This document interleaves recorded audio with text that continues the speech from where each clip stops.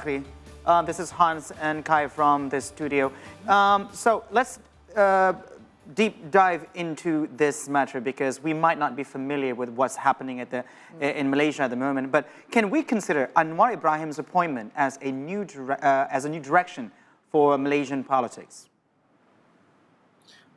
Thank you, Hans, and thank you, Kai. I think certainly we can regard this as a new direction, even before the appointment of Prime Minister Anwar Ibrahim. Now, there are three indicators I would like to offer to state whether that is actually a new direction for Malaysia. Now, first and foremost, this is the first ever in the history of Malaysia that the country is facing a hung parliament in which none of the coalition are able to secure a comfortable majority at 112, resulting into a new coalition that has to be made.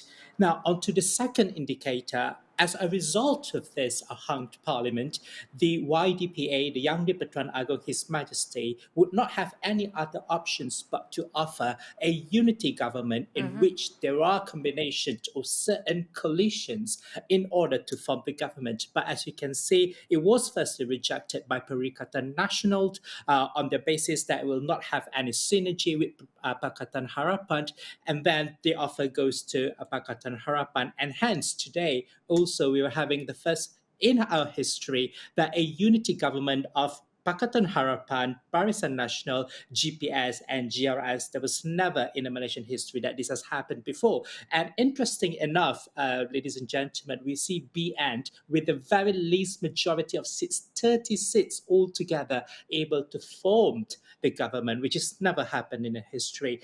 And I think third indicator why we can say that it's a new direction for Malaysia. This unity government requires everyone in the cabinet or even with the prime minister to have a national reconciliation, I would say, to reconcile difference of ideologies, different of political leanings and understandings, as well as to achieve for greater goods. And again, we have never had a very serious national reconciliations before.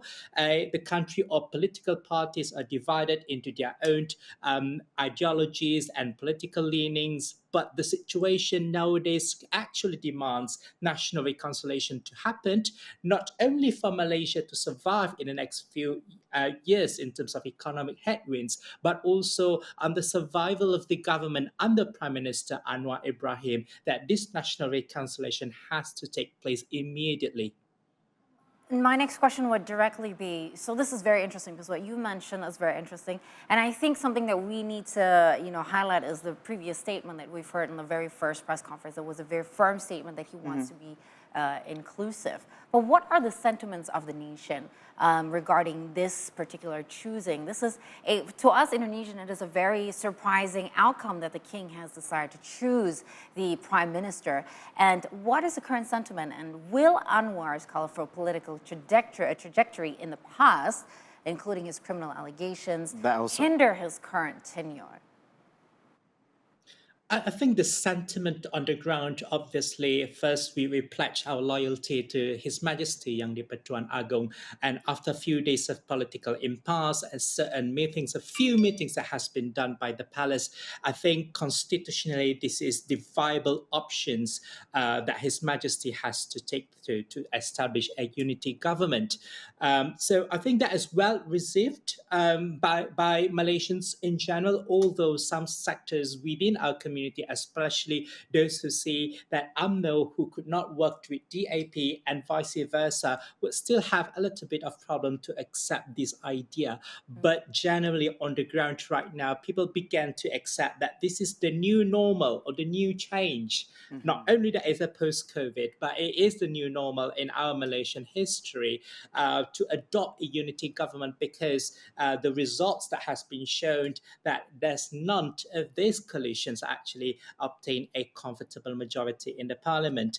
Now, onto your questions, on the political trajectory, I don't think that the upheavals of Prime Minister Anwar Ibrahim in the past would implicate him and how that he will perform in his unity government. And I think that is not fair for us to see what has happened in the past to the future as well as the present at the moment. But what we can actually evaluate Prime Minister Anwar at the moment is actually on his negotiation skills on how to achieve a consensus in the formation of the cabinet. Now, bearing in mind, ladies and gentlemen, there are four coalitions. And within these coalitions itself, there are also parties. So there are many entities and actors that have to be taken into consideration in forming the government.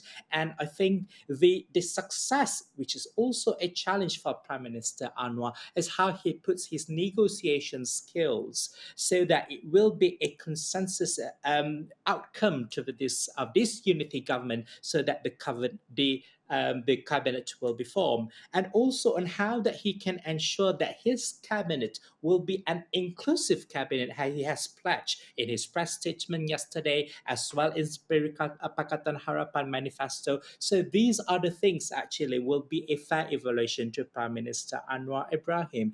And economically speaking, we all know that Malaysia, as well as all parts of the world, will go into a uncertain and fluid economic headwinds in 2023. So it is right to actually evaluate the Prime Minister as well as his strategy on how that the Malaysia should actually prepare to face the economic headwinds in 2023. And interesting enough, we should look into the supply bill presentation, which is going to be presented very soon by the government, whether the supply bill will be accepted, whether it will be rejected, whether that it will actually manifest into the right strategy of Malaysia to face the economic headwinds. But I think the first hurdle of Anwar Ibrahim is to form a cabinet that is consensus to all, as well as to make sure that the supply bill or Belanjawan Nasional 2023 will be passed smoothly in the House of Parliament.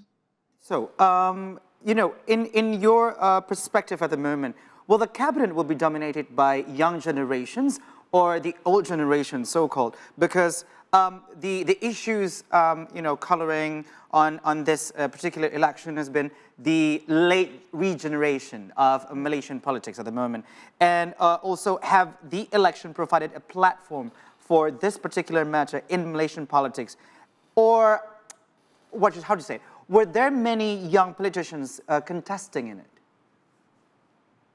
Well, I think it's if you are asking about the formation of the cabinet, I don't see a major appearance of the young politicians in the cabinet because the key leaders of the coalitions joining the unity governments are quite senior. They are quite experienced politicians, and certainly because of the post in the party, they should be given a priority. Okay. And I think Malaysia, the formation of the cabinet still follows the convention as to what positions that you hold in the party, as well as you hold in your political career. So I don't see there will be an influx, sudden appearance of the young politicians from the unity government of Prime Minister Anwar. But if you asked me whether the Malaysian scenario politicking will be filled by the young Malaysians, certainly, because the 6.7 millions of young voters has definitely colored the determination of these political parties. And to us, this is quite surprising, as you can see in how these 6.7 million voters have also suggested to the rise of the unexpected political party. We also see the rise of Islamizations in our political sphere, and that has also to do a lot with the 6.7 million voters. And I think as a policymaker or even politicians, we should admit that we actually negligently and carelessly discounted on the sentiment of the young people, the young voters these days. We do not segment them properly and accordingly. We are just generalizing the young voters who are looking for charisma, who's looking for performance, but it's actually they have also a different views from one and another. So, Zokhri, this is one last question from us. I really want to see, because there's a lot of change going to be happening in Malaysia. First and foremost, do you see this, or is the sentiment an opportunity or a threat right now? And if this shall be an opportunity, what countries have set political benchmarks for Malaysia? Is Indonesia perhaps one of them? Well, I think generally, whether who actually wins the government or the race to be a prime minister is actually a process of maturing our democracy. As I said, that has never happened in our country. A hung parliament would take place, or even a unity government. So with all of this process, it actually makes our conventions and our parliamentary system will become better. And obviously, with all of this reforms agenda by Prime Minister's Anwar's coalitions, we will see more of these reforms will take place. On to the questions whether we look into the Indonesian politics or Singaporean politics.